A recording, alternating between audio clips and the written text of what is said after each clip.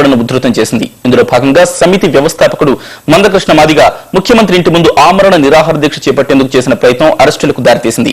పోరాట సమితి కార్యకర్తలతో కలిసి ముఖ్యమంత్రి ఇంటి వద్దకు ప్రదర్శనగా వెళ్లేందుకు ప్రయత్నించడంతో పోలీసులు మందకృష్ణను అదుపులోకి తీసుకున్నారు. ఇలాంటి అరెస్టులకు బెదిరేది లేదని, మాదిగల మనుగడకు చేపట్టిన ఉద్యమం కొనసాగుతుందని ఆయన స్పష్టం చేశారు.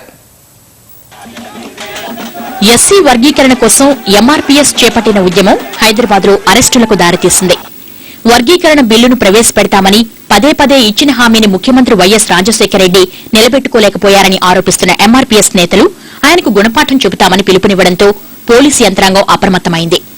ఆమరణ దీక్షకు ప్రారంభించే ముందు ఎంఆర్పీఎస్ కార్యాలయం నుంచి పాదయాత్ర చేస్తామని మందకృష్ణ ప్రకటించడంతో అక్కడే ఆయన అదుపులోకి తీసుకునేందుకు పోలీసులు కట్టుదిట్టమైన ఏర్పాట్లు చేశారు.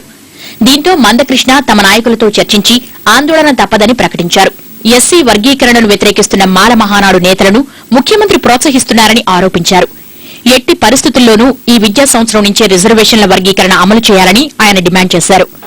రాజశేఖర రెడ్డి గారు ఆయన ప్రత్యక్ష ఆదేశాల మేరకే ఈరోజు మా ఉద్యమాన్ని విచ్ఛిన్నం చేయడానికి ప్రయత్నాలు జరుగుతున్నట్టుగా కనిపిస్తున్నాయి. ఒక వైపు నుంచి అడ్డుకుంటే 10 వైపుల నుంచి ఉద్యమాన్ని మేము తీవ్రతరం చేస్తాం. అడ్డుకోవడానికి ప్రయత్నం చేస్తే ఎట్లా ఎదుర్కోవాలనే విషయం కూడా మేము చేస్తామని కూడా చెప్తున్నాం కదా. ఇవాళ ఈ దశకు వచ్చినాక మేము వెనుకోదగ్గడానికి అవకాశం లేదు. ఇప్పటికే ప్రభుత్వానికి ఎన్ని అవకాశాలు ఇవ్వాలని ఇచ్చాం. కురుక్షేత్రం అప్పుడు కాంగ్రెస్ పార్టీ ప్లీనర్ అప్పుడు నేను వర్గీకరణ చేపిస్తుంటే నమ్మాం. కరీంనగర్ ఎన్నికల్లో నేను వర్గీకరణ పలానా టైంలో చేపిస్తాం మీ సహకారం అంటే ఇచ్చాం. మేము ఎన్ని అవకాశాలు ఇవ్వాలి అన్ని అవకాశాలు ఇచ్చాం. వచ్చేది జూన్ నెల విద్యా సంవత్సరం ప్రారంభం కాబోతుంది. ఇక మాటలు చెప్తే ఎన్ని రోజులు పోయినాయి. చేతల్లో ఆయన నిరూపించుకోవాలి. నిరూపించుకోవడానికి ఆయన ప్రయత్నం చేయాలి, సాధించుకోవడానికి మేము ప్రయత్నం చేస్తాం. అనంతరం ఆమరణ దీక్ష ర్యాలీ ప్రారంభించిన కృష్ణను పోలీసులు అదుపులోకి తీసుకున్నారు. ఈ అరెస్టులకు భయపడరాదని, ప్రజాస్వామ్య పద్ధతుల్లో ఉద్యమం కొనసాగించాలని కార్యకర్తలకు కృష్ణ మాదిగ పిలుపునిచ్చారు. ఈ తోపులాటలో మందకృష్ణ స్వల్ప అస్వస్థతకు గురవడంతో పోలీసులు ఆయన అదుపులోకి తీసుకుని గాంధీ ఆసుపత్రికి తరలించి చికిత్స చేయించారు.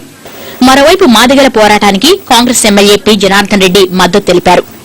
ఎస్సీ వర్గీకరణపై ప్రభుత్వం మాట నిలబెట్టుకోవాలని గాంధీ ఆసుపత్రిలో కృష్ణ మాదిగను పరామర్శించిన తర్వాత పీజేఆర్ డిమాండ్ చేశారు. 3 సార్లు అసెంబ్లీలో రెజల్యూషన్ పాస్ చేసిండ్రు వర్గీకరణ కావాలని. అది న్యాయమైన కోరిక, తొందర చేస్తే మంచిదే.